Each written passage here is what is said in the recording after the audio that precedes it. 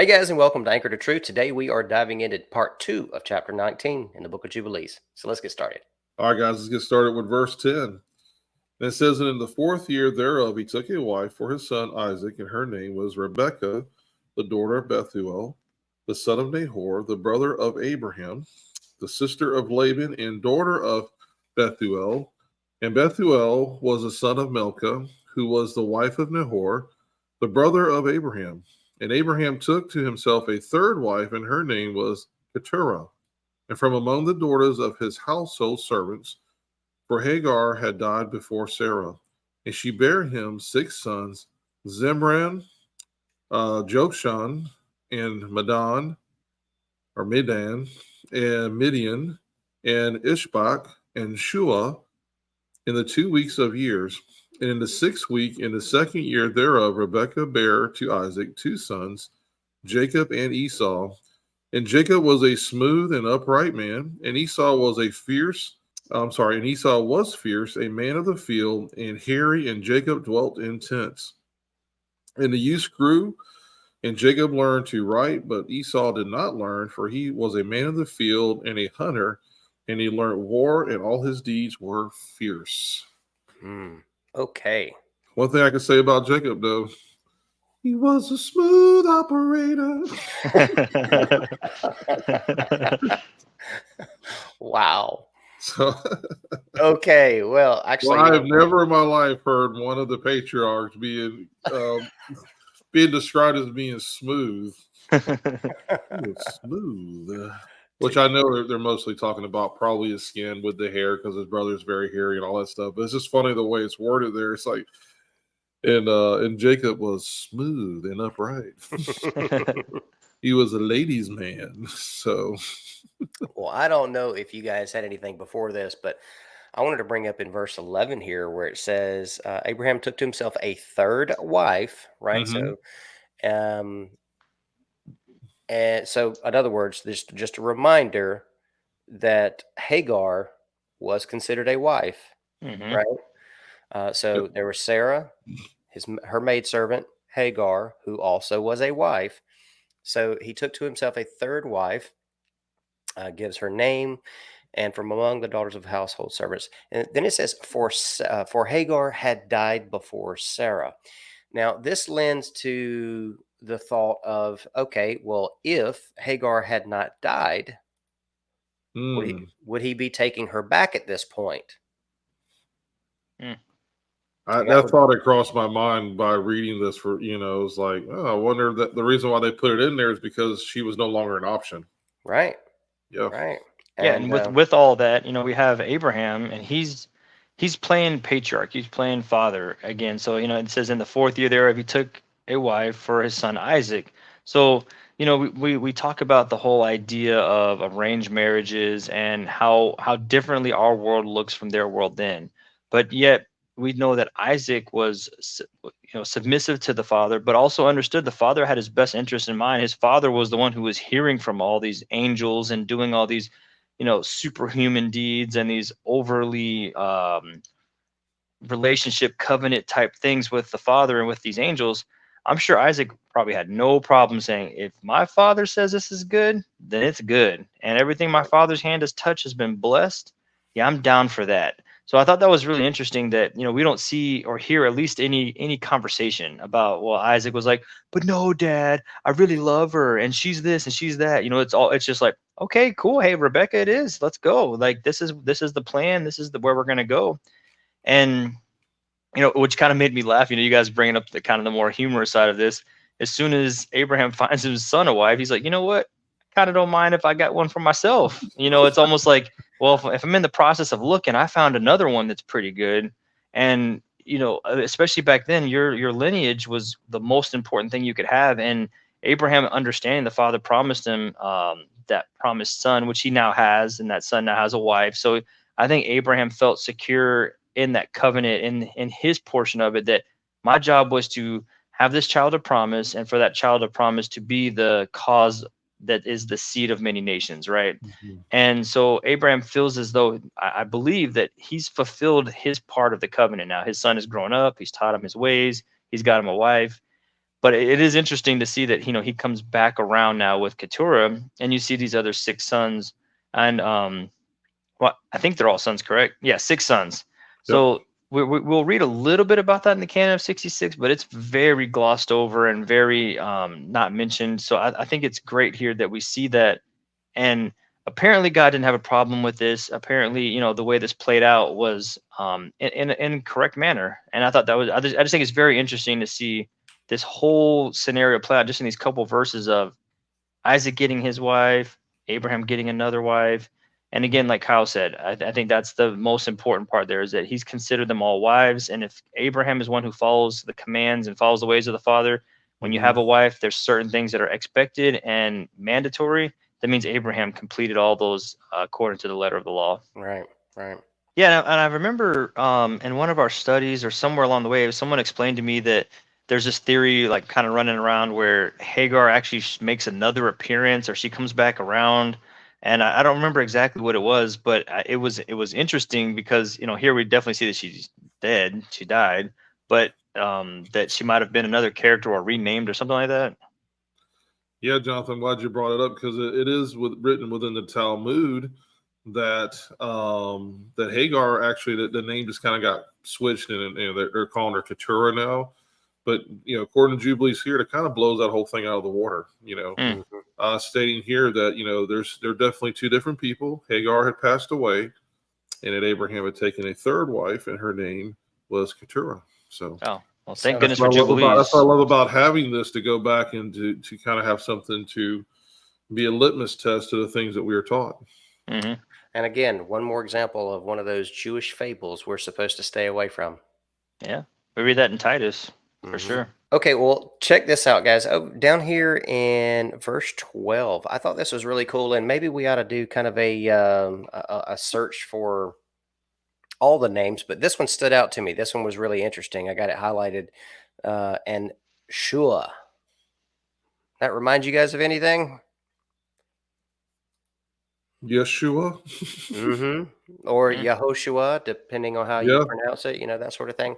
So I did a quick little search, and I'm not going to show it on the screen here. The very first thing that popped up here, it says Shua is a biblical name that means ditch, swimming, or humiliation, which seems a little odd. Then it goes on to say it is derived from the verb shua, which means to sink or to be bowed down or humbled. Shua is also the name of a son of Abraham and Keturah, Genesis 25:2, and a son of Judah and the daughters of Shua, 1 Chronicles 4:11. Shoa is Shoa is a related name that refers to a Chaldean tribe. So, kind of interesting. Yeah. And one more interesting side note to throw in here. It says the Bible also records that Job's friend Bildad was a Shuhite. So that might kind of lend to this story a little bit too. That makes sense. I actually was just reading through Job. I was wondering why that name sounded familiar. So awesome. That was a good connection. Yep. Either that, or this could be something from the East Shore, somewhere up north, where they say, in agreement, go Shua. All right. Let's see. How do I do this? Okay. Yeah. Okay. So Joe had to leave. Are you all in agreement? Sure. Right. Whatever you say, sure. Oh my gosh. Funny. All right. What else you guys got? Well, we got like a really quick story here going into Esau and Jacob. I'm sorry, Esau and Jacob and Esau. And so one of the things too that is interesting here is kind of a quick synopsis of them. Is at the very bottom it says in 14, it says, and the youth grew, and Jacob learned to write. But Esau did not learn, for he was a man of the field and a hunter, and he learnt war, and all his deeds were fierce. So we see in that word a couple times in there describing Jacob as being fierce. But Jacob we have here is someone who has learned to write. Why do you think? What do you think the role of Jacob is going to be for someone who is now learning how to write, who's studying in the tents, so to speak, of his family? He's interested in the ways of the priesthood. Exactly. What's crazy is we just, finished reading not long ago about Abraham getting this, as we want to call it, supernatural ability to know and read Hebrew, to Exactly. transcribe the thing. So this writing, not to say that Abraham didn't know how to write before, but he definitely knows now, and he knows how to read and write Hebrew, which was the most important part of that story. And so with Jacob learning how to write, it's not speaking to it directly, but it's telling us that what Abraham did and learned is now being passed on. And the way it's being passed on is through not just an oral tradition or anything like that. It's a written down direct from how Abraham would have learned it. He's now sharing that exact same information, these books and this information that he received directly back now to Jacob. And I think that word is used, and we kind of just read over it, gloss over it, even in the canon of 66, where it's going to tell us, oh yeah, and then Abraham, Jacob was in the tent, and Jacob was the one who kind of stayed around. You're just like, I don't know. I almost grew up reading it as if like Jacob was a little soft. He couldn't cut it in the field, so he stayed around Dad. And here, it's not saying that at all. He's like, actually, he's the one who decided to take up the family tradition of being the priest, of to learn how, because he didn't have to. What all did he could have learned to read and write, whatever. But he's learning to read and write what his father, what his grandfather's teaching him. And I think that that's awesome that that's been passed down now. What is it now? The second and now the third generation. But also what we're going to see is when we read the word fierce, I don't think that we're reading into it a little bit. We know where the story goes. So we know like, oh, because Esau and then dot, dot, dot, dot, dot. But if we Right. just read it for what it says, fierce it doesn't have to have a bad connotation. It doesn't have to be negative. He was just, man, this is a dude who's out there. He's, taking care of business. Right. Everybody else is taking 2 hours to plow. It takes him an hour. Everybody else is hunting, getting one deer. He's got 6. That's a strong quality. That's something that the Father would give a person, to be strong, to be fierce, to be brave and courageous like Joshua. Those aren't bad qualities, but it's how we use them and how we interact with them, and how we go about, where our focus is at. And I think that's where this is really blending, is saying Jacob's focus was more on the Father and the things of Scripture, where Esau's focus was more on the field and whatnot. And if he could have used those same qualities for good, he just decided to take them and, kind of to his own devices, I think. Yeah. I'm so glad you brought that up, man, because that was kind of where I was going to go with this next line of thought. I guess is it says that he was a man of the field and a hunter, and he learnt war, and all his deeds were fierce. He thoroughly enjoyed what he was doing. He was fierce about it, right? He was all into it. Well, again, like you said, it doesn't mean it's a bad thing. Where would he be learning these things? Maybe his grandfather, who was taking dudes out at 75 years old, right? Yep. Girding up the loins. And so he's learning these things. These are all characteristics that are being handed down, right? We can't just think that, oh, the only thing that was handed down from generation to generation was some books and how to be holy. No, they were taught. They were instructed on ways to defend yourself, on ways to deal in battle, right? They were taught all of these things: how to hunt, how to gather food, all this stuff. So all of this is an aspect of things being learned. It doesn't say that he was going off to another nation to learn these things. He was growing up and learning these things, just as Jacob was learning to write and do the um, priestly duties, right? It's just not something that Esau took an interest in. Yeah, it's almost like it took 2 people to equal one Abraham. Like Jacob Yeah. took one aspect of Abraham, and Esau took another aspect, where Abraham was able to keep both of those in equality. Where it seems like Jacob really took one to one, not extreme, but one direction, and Esau took it to another direction. And again, it didn't say anything was wrong with that. It just said, hey, Abraham was that awesome that it took two of them to kind of pick up those same qualities and traits. Yeah, I would say, guys, the main thing here is not so much what either one of them, or especially with Esau, is doing is wrong. He was a man of the field. He was a man of war. He was a man of these different things. It was just that his heart was we know reading the accounts in Genesis on him that for sure his heart was not into the things of Jehovah. Right. And therefore that's where he erred. And I agree with you. I love that comparison with, and that's what I saw when I was reading this, was you got two guys here that are both, I feel like, have a part of their grandfather in both of them. But unfortunately, the one is of the man's man kind of guy. Not that Jacob wasn't. We'll read about Jacob, but Jacob was still a man's man too. Don't get me wrong now. Even though he was a smooth operator, he was a man's man. And just kidding. But we see though that it's the heart. And as we read further along here, we're going to jump in here into the starting in verse 15 here in just a minute. But we're going to see the interaction now with Abraham that we don't get from the 66. We don't get this account of Genesis. But what we're going to see is Abraham's interaction now with his two grandsons. Well, before we jump in to read that, I guess I just kind of want to point out, I love relating things to us today, and we're seeing this aspect of life falling away. I remember I wouldn't consider myself old, but I remember in my childhood, I was around my grandparents on a regular basis, and that's a rare thing nowadays that children are around their grandparents. A grandparent has had the opportunity to live their life, raise children of their own, and now is all the more wiser in instruction and, all of that. So grandparents can provide a level of instruction and wisdom, being there with the father to help raise those youngsters, because it's also, as the child is supposed to respect their father, the father still respects the grandfather, right? And so seeing that relationship play out, I think that's very important, and we miss a lot of that today.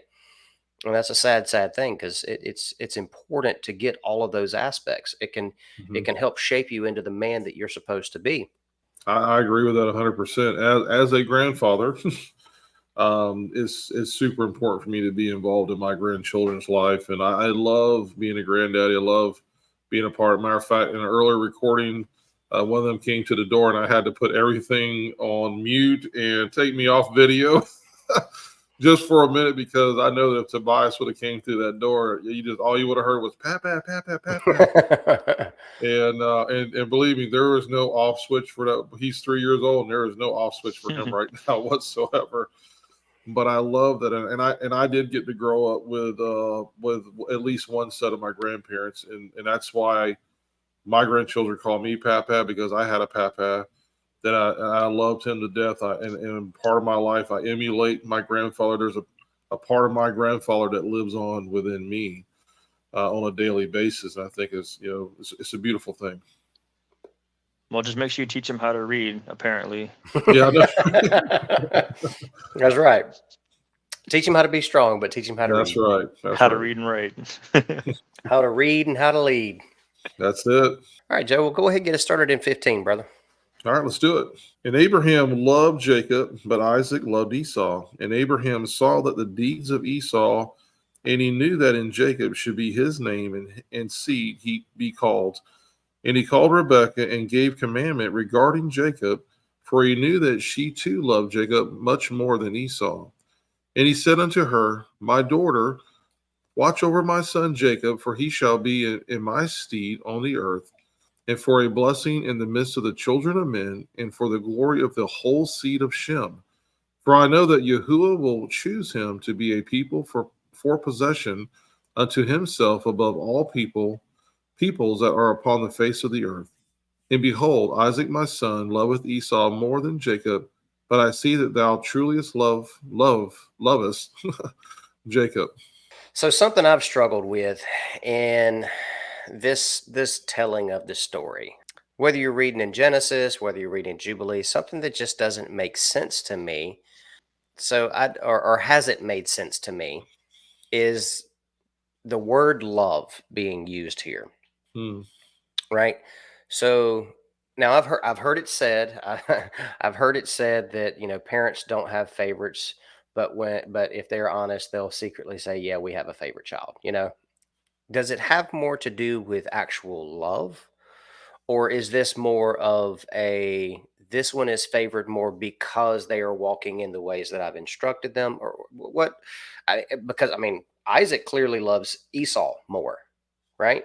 So it's not to say that either one of them are necessarily bad at this point. What is this saying to you guys? What does this mean to you guys that one is loved over the other one from these different people?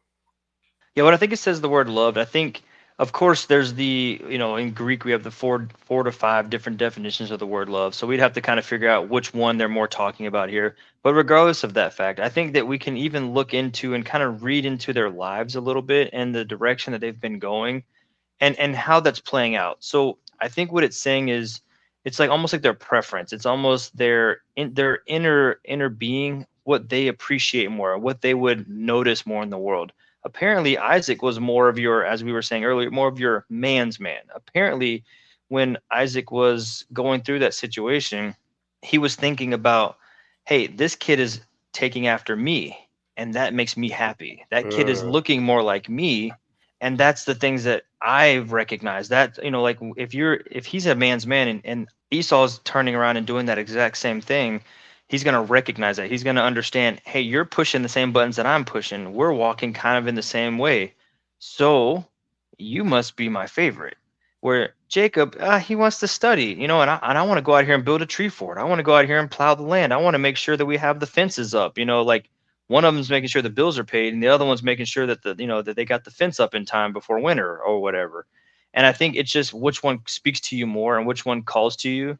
And I didn't want to put Jacob in a more, because it's easy to kind of lean that direction and more of like that feminine at home role of like, oh well, the mom likes Jacob more because he's doing more the woman stuff. But it's not that. I think that Rebecca's looking at that situation as more of like, hey, I can see this child taking after grandpa. I can see this child really being one that's going to push our theological relationship to the father situation forward.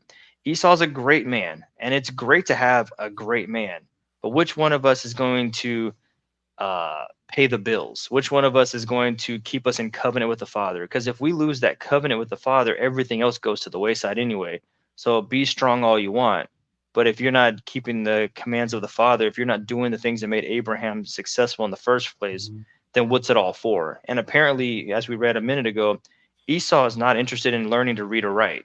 Esau would never be in that situation where Jacob's putting himself in for that fact. So I think Isaac is probably that it's this information isn't really about Jacob or Esau. It's about Isaac. We're learning a little bit more of Isaac's life and Isaac's role and who Isaac is, because we don't really get that same details we do with Jacob and Esau as we do with Isaac. So that's kind of where I went with some of that. Great point. Very good. Reading this stuff about one being loved and by one group of people, one being loved by another, it reminds me of a scripture in Romans. Let's see. It reminds me of Romans 9, verse 13. And it says, as it is written, Jacob I loved, but Esau I hated. But just to give it a little bit more context, we can look at Malachi, because Paul is quoting Malachi. Malachi 1, verses 2 and 3. How have you loved us? Is not Esau Jacob's brother, declares the Lord. Yet I have loved Jacob, but Esau I have hated. But we have to take into consideration the situation that has transpired at this point, right? So they've grown up, time has gone by, there's been some various things happen. It says, and I have laid waste his hill country and left his heritage to jackals of the desert. One translation says dragons. Is that right, Jonathan? Yeah, and the King James, which I think that was one of the only ones that had used that translation of that word. So again, this aspect of being loved more than the other, I believe still applies to kind of how we walked that out a minute ago, that this one's more of a man after this one's more of a man after this. They're both loved, but this one's kind of following suit after dad, so dad kind of likes him a little bit more, kind of situation, right? And it's not until later that Esau becomes hated by God and other people. So I just thought that was interesting to bring up. Yeah, I think what we see in verse 16, it says, and Abraham saw the deeds of Esau. So Abraham's not making this decision just arbitrarily or out of the blue. He said he saw the deeds, and he knew that in Jacob should be or should be his name, and his seed be called. So something even early on in the story, there's something that Abraham's able to pick up on, and maybe Isaac's maturity is not there yet. Maybe Isaac's he's keying in on something else. Like I said, I like to almost think of it as today's world of Isaac's a car guy, Esau's a car guy. They just got along real well. But Abraham's able to be kind of like what Joe said, that he could take that extra step back, and he said, I've raised Isaac. Now I'm looking at my grandchildren, and I can see a little bit more into the story. I kind of know how it's like to have a child and to raise them up, and I know kind of what to look for and some of the pitfalls that I may have made with Isaac and Ishmael, and now the other 6 children that were born. So he's able to see based on the deeds. And I thought that was very interesting. It's not about a works-based salvation, but it's definitely the works are playing a huge factor into how their lives are transpiring and how they're viewed by others in their community. And Abraham being the patriarch, he's like, I kind of know some stuff. I've talked to God, I've talked to the angels, I've been in some crazy scenarios. So I kind of know what to look for. I kind of know what to expect. And I'm doing the best I can. Abraham's still a human, but yet he's able to kind of speak into their lives and see some things very early on. And I think that that's very interesting, that it was based on the deeds and what he actually could physically, tangibly see in their lives. Right, like he's recognizing the men that they are becoming. Yeah, good thought. Yeah, and I like to point out too in verse 17. And he said unto her, My daughter, watch over my son Jacob, for he shall be in my stead on the earth, and for a blessing in the midst of the children of men, and for the glory of the whole seed of Shem. And this is key right here to me. It says, in verse 18, it says, For I know that Yahuwah will choose him to be a people for possession unto himself. And here's the kicker right here. It says, above all peoples that are upon the face of the earth. That's huge. Yeah. I mean, you don't get any more set apart than that. Right. I mean, this is the patriarch Abraham speaking here, and he's like, hey, just to let you know the importance of this, because Abraham, as we've been reading his life story all up to this point, we see how important Abraham is from a very young person, 14 years of age, all the way to a grown man, all the way to battling as an old man, all the way to this point. There's a lot of wisdom that's built up in Abraham right now. So he's seen these things and he understands what's taking place here. And he's just basically reassuring them, hey, by the way, this is through Jacob, this seed is going to come, and it's going to be a set apart seed, more set apart than any other people group in the entire world. The entire world. That's how important this is. And I think this is where we need to understand as a people group that when we are grafted in and we are brought into this covenant, just how special it is to be a part of this, of what the Father's doing. Not to be taken lightly at all. And Paul gives a reminder. He says, hey, guys, you being of the unnatural tree grafted into the natural tree, is don't be boastful or bragful at all. He says, because the Father can just as easily cut you back out of it. Mm-hmm. This isn't some kind of privileged thing here. It is a privilege to be a part of this, but something definitely nothing to be taken lightly. Mm-hmm. Yeah, I think that was a key phrase for me too, there in verse 18, where it says, for I know that Yahuwah will choose him. So this isn't a I'm watching and, kind of like lending back to what I was just saying. This isn't like, I kind of like his ways more than the other. This is, he knows that Yep, beyond a shadow of a doubt. Right. So, very interesting. Very cool. Nice insight on that. All right, so here's something, and I think it's something. So, right. when we look later, especially in the canon, like I'm reading through this story with Abraham, with Isaac, with Rebecca, and all that, we're gonna get into this whole story of the tricking, right? I don't know what better way to say it. The deceiving, however that plays out, of Isaac, trying to get who's gonna get the blessing and why. And I've always wondered, and again, we can kind of go back, Joe, you mentioned earlier, we had some oral tradition stuff that crept in. And I think we have some of that same issue going on here where it's, well, it depends on who's in covenant and and all this other kind of stuff. And then the second born ends up getting the blessing and all this weird speculation that's going around that whole story of the lentil soup and who's going to get the blessing and all that kind of stuff. And I know that's not where we're actually at right now, but when you look at what's being said here and the way that this conversation is being had, Abraham's telling Rebecca, hey, by the way, Isaac, he's not getting it all the way here. And there's no hard feelings. He's just not understanding what I'm going to tell you. You've picked up on whatever this thing is with Jacob that's going to lead him to be that child of promise that you guys were just reading about, that it would choose for him a people of possession unto himself. Rebecca picked up on it, and Abraham noticed Rebecca picked up on it, so he's talking to her. And when we get that conversation later of, well, what do we do? Because because Esau's supposed to get the blessing and the portion and all that stuff. What are we going to do? Because we've had this conversation already. We already, like Kyle said, we know, well, we can't let this go into the wrong hands. And we can't let this go into the guy who doesn't know how to read or write. And, and again, no offense to Esau, but it's almost as though it's less deceiving now. It's more of, hey, Abraham, kind of like how Abraham had to let Ishmael walk, kind of like how he had to take Isaac up to the mountain. He's like, I think we kind of have to trick dad. I think we kind of have to make this happen. And Abraham kind of is the one who set this whole plan in motion. And we don't really think about it that way. We don't really read that into the story. But, it's not so much about Jacob and his mom kind of going behind the scenes. It's Abraham set this up back here. Abraham saying, hey, I know he is the one. It doesn't matter. He didn't mention anything about birthrights here. He didn't mention anything about firstborn. You don't even read this in the story at all. Who was born first and all that. It's just there's two kids, one's smooth and one's hairy. That's all you know. And Abraham's telling him that kid is the right one. That's the one we want to go ahead and put all our money behind. And yeah, is it awkward? And does it kind of give you that weird sense of one's the favorite and one's not? A little bit. But, I kind of can look at Rebecca and Jacob a little different because this is coming from Abraham. Abraham's setting all this stuff up. So I just want to see what you guys thought about that. That's been just kind of blowing my mind while we're sitting here talking, just thinking about that whole concept.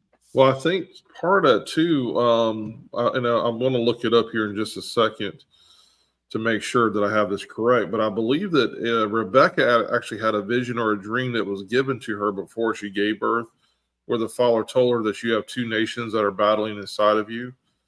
And so I think what we have here is we have the patriarch Abraham stepping in here and him speaking. He's kind of like the second witness. He's reassuring Rebecca, by the way, maybe he knows or he doesn't know that God's already given her like a glimpse into what's going on. Right. But I think he's reassuring her, by the way, he is the one. Jacob is the one that the seed will be carried forth with. And so that being, part of that, and also, and for me personally, so when we see the story and we kind of like play into it, was Isaac tricked? Is he old? Is he, his eyesight's going bad and all this stuff? I honestly believe that Isaac, in my personal opinion, Isaac is a part of the story. I believe Isaac knows that as much as he loved Esau, that he knows Jacob is the chosen one to carry on the family name. In the story, in the Genesis account, we see that at this point in the story, in that particular point of the story, Esau's already taken wives of women that he's not supposed to marry. So he's already showing his true heart. He's showing his true intent. He's telling mom and dad, I'm not going to marry anybody within the family. I'm not going to carry on the family name or the seed. I'm going to get women from outside of the camp, and I'm going to marry them. So therefore, more lends to more validation to them that, you're not the one, son. But when we read that story in the Genesis account, I believe that the person who's kind of set up in all this to me is probably Jacob, because he's got mom and dad kind of playing him on this a little bit. But I think it's because even in the Genesis account, the mother actually says, let this sin fall upon me. Rebecca says, let this fall upon me, not upon you. So however, we can shake this thing 3 ways on Sunday and twice on Tuesday, but ultimately she's given the vision by the Heavenly Father. The patriarch Abraham comes in and gives her, he's the second witness to her, gives her confirmation, by the way, it will be Jacob. And, so the story goes forward. Does she actually call it a sin, or she just says, let this thing be on me? There's something about we should look that up, because I think she says, let this curse be upon me, or let this iniquity, or something like that. I think to that extent. Yeah, Joe, and I think that's a great point that you make. And what's interesting that we're kind of digging into the two kids and Sarah and like the deception thing that we're talking about, because it's all, a lot of it's speculation. Those words aren't actually in there. It doesn't say, and I tried to go out of my way to deceive my father because I'm a bad guy. Like those things are read into the story. And actually, when you go back and read into the Genesis account, so we're actually going to look at Genesis 25, and it's 22 and 23. I'll just read it real quick for you guys. The children struggled together within her, and she said, "If it is thus, why is this happening to me?" So she went to inquire of the Lord, and the Lord said to her, "Two nations are in your womb, and two peoples from within you shall be divided. To one shall be stronger than the other, the older shall serve the younger." And what's just amazing about that story is, one, she had the wherewithal, the training, and righteousness to go to the Father. She had a question. She didn't ask Isaac or Abraham or anybody. She went to ask, "Hey, God, Heavenly Father, what's going on?" And he responded to her, whether it be an angel or himself, or more than likely an angel, which is awesome, and gave her a whole little story. Hey, you got two kids in there. That's what's going on. That's why, because they didn't have ultrasounds back then. They didn't have any way to know, that I know of, other than a bigger belly than normal. But hey, what's really happening? Why your belly feels weird? You got two, and by the way, it's gonna be a little funny. Yeah. And also, they're gonna fight each other. And also, the younger one's gonna serve, or the older one's gonna serve the younger one. So everything's gonna be out of whack and out of order, and it's gonna be a little bit weird. But this is the dynamic that they're gonna be coming into when they enter the world. This is what it's gonna look like. And I think when she sees the children, right, as soon as they come out, it tells you from birth, one was hairy and red, like from birth. It wasn't like this was something she had to learn 20 years down the road. Oh, okay, that thing I was praying about, this weird conversation, one was born. Okay, well, this is apparently the one that's going to end up being the servant. And then the second one comes, looks totally different. Okay, apparently this one's going to be in charge. And then now you have to try to figure that out as life plays out. And I don't know if we get that conversation where Rebecca turns around and tells Isaac all this from her vision, her dream, her conversation with the father. I don't know if we ever get that. So it's interesting to see how that whole dynamic played out with Rebecca and Isaac, and why he felt the way he felt and why she felt the way she felt. But she apparently knew what God told her and felt that way strong enough to say, it doesn't matter what happens, young smooth kid's in charge. Right. What I was alluding to earlier too about the whole deception thing, and I want to bring up that verse here in Genesis 27:13. Yeah. And this is the mother speaking to Jacob, because of the whole go in there and trick dad, put the skin on your arm and bring him the suit that he loves. And, and again, my personal opinion, everybody's got one. Jacob's in, or not Jacob, but Isaac's, he's in on it. He knows. There's no way, because later on in the story, he gives a blessing. That's a blessing and a half. I'm like, there's still cognizance up in his brain. You know what I mean? So it wasn't like, oh, you sound like my son Jacob, but you have the arm of Esau. I'm like, oh, come on. All right. He knows. He knows. Okay. It's like he finally said, "Okay, y'all, I'm beat. I know. All right. I'm gonna go along with this, okay, so I can look dumb. So when Esau comes back, he won't kill me and the entire village here. Okay. I'm just gonna pretend like I just ain't there, and he'd be like, "Okay, Dad, you're old, so I'm not gonna kill you." But anyway, but you see, the mother knows what's going on because, of course, she knows what's going on. But it was interesting here in Genesis 27:13. She says, "But his mother said to him," this is to Jacob, "Your curse be on me, my son. Only obey my voice and go get the goats for me." So in this part, I really feel like she realizes, hey, this is a little bit deceiving here. This is some deception going on to kind of move you into that spot and to remove your brother Esau permanently from this, ever having this blessing. And so I think to ease his mind on it, she's like, you know what, son?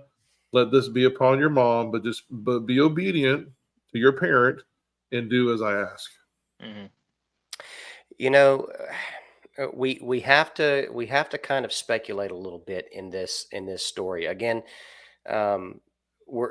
it's as if we're not given all the details, and it's leaving all this room to really look at the character of the individuals involved here.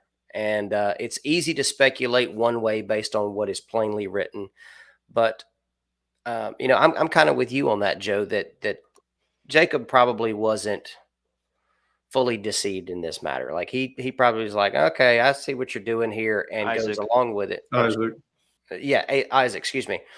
That Isaac said, yeah, I see what you guys are doing here. I'm just saying it out loud so y'all know. But another thing that is a possibility. Let me get over here to, a little earlier in the story, Genesis 25, where Esau sells his birthright. It says, once when Jacob was cooking stew, you guys know the story, right? So he sells his birthright. If Esau sells his birthright to Jacob, I mean, that's his anyway, right? Right. So, there's a possibility that here in this story, we're not given the details, but there's a possibility that was a moment where they said, look, we're tricking you, you have the ability, to keep Esau off your back. So he's not going to be too upset about this, right? Because you were deceived, you were tricked.